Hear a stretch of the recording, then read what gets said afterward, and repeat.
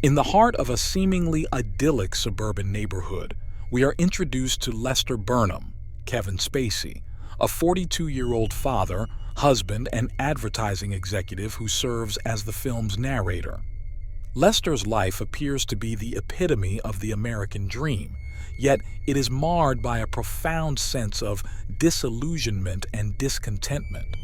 Lester's relationship with his wife, Carolyn, Annette Bening, is a stark contrast to the image of marital bliss.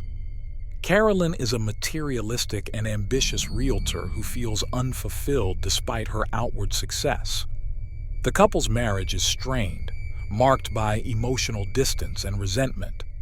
Adding to the family's turbulence is their 16-year-old daughter, Jane, Thora Birch, who grapples with her self-esteem issues and a sense of alienation.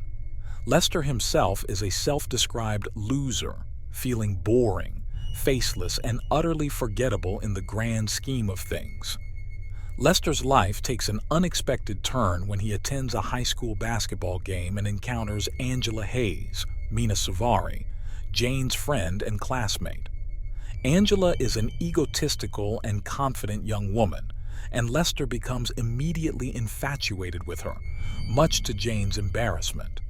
Throughout the film, Lester's fantasies revolve around Angela, portraying her as a sexually aggressive seductress amid a sea of red rose petals.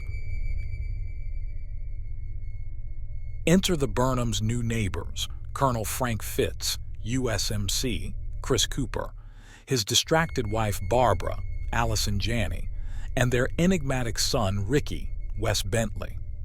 Ricky is a young man obsessed with capturing life's moments through his camcorder and supplements his income by selling marijuana. The neighborhood also includes a gay couple, which triggers Colonel Fitz's deeply bigoted attitudes.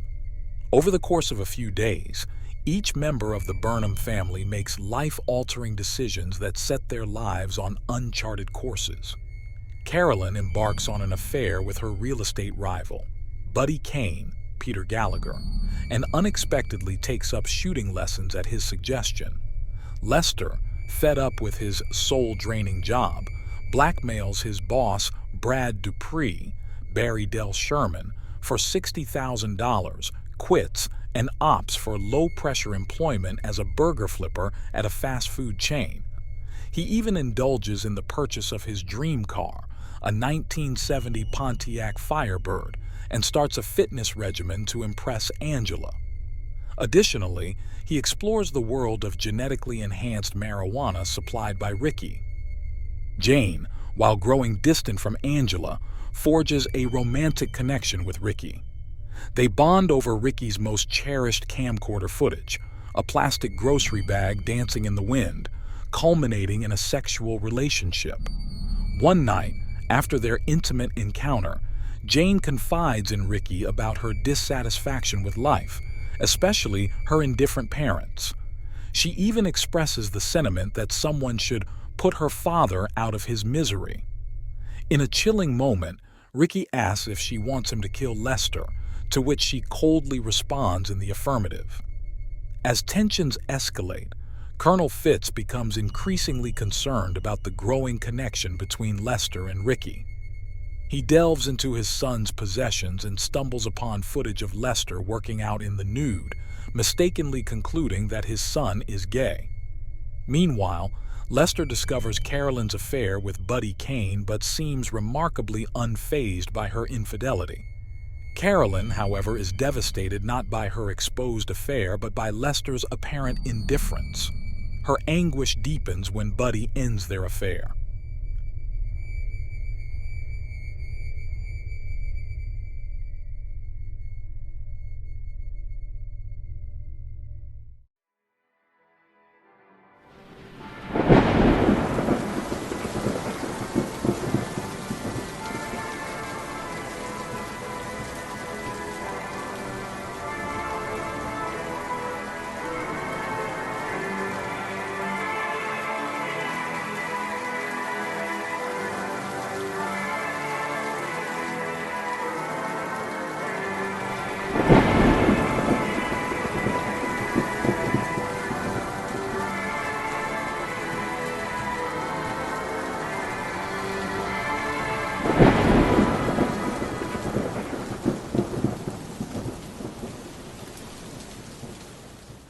As evening falls, Ricky returns home to confront his father, who has misunderstood his son's drug dealings with Lester as a sexual affair.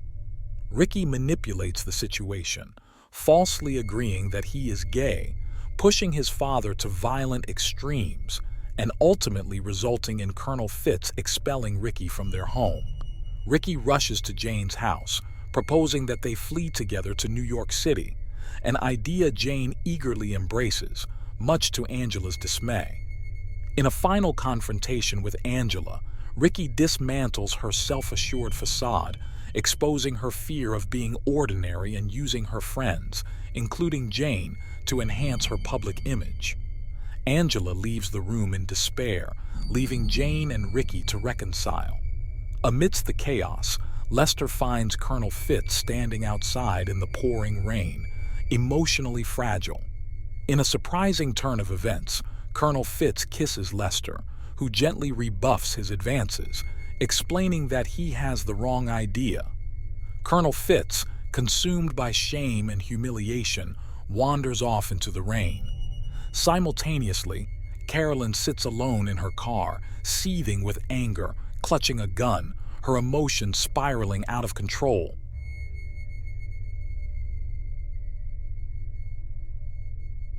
Moments later, Lester encounters Angela and is on the brink of consummating their relationship when Angela drops a bombshell. She is a virgin. Instantly, Lester's desire morphs into a paternal concern, and they bond over their shared worries about Jane. Angela confesses Jane's love for someone, and Lester, surprisingly content, asks Angela how she is feeling. As Angela excuses herself to the bathroom, Lester, blissfully unaware, gazes at a photograph of his family in happier times. In a shocking twist, a gunshot rings out. Angela hears it from the bathroom. Lester lies lifeless. Jane and Ricky discover Lester's body. Ricky, transfixed, gazes into Lester's eyes, seemingly intrigued by his lifeless form. They leave, and Carolyn, discovering Lester's lifeless body, collapses in despair, crying out over his belongings in the closet. In his final narration, Lester reflects on the events of his life, interspersed with images of the characters' reactions to the gunshot. These include a shaken Colonel Fitz with a missing gun from his collection. Despite his untimely demise, Lester, as the film's narrator, expresses contentment. I guess I could be really pissed off about what happened to me. But it's hard to stay mad when there's so much beauty in the world. Sometimes I feel like I'm seeing it all at once, and it's too much. My heart fills up like a balloon that's about to burst. And then I remember to relax and stop trying to hold on to it. And then it flows through me like rain. And I can't feel anything but gratitude for every single moment of my stupid little life. You have no idea what I'm talking about, I'm sure. But don't worry. You will someday.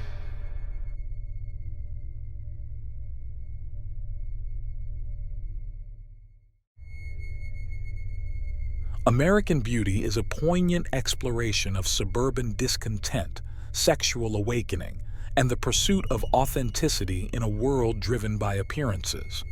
The film's characters are transformed by their choices, and their lives intersect in a tragic climax that leaves a lasting impression on the complexities of human existence.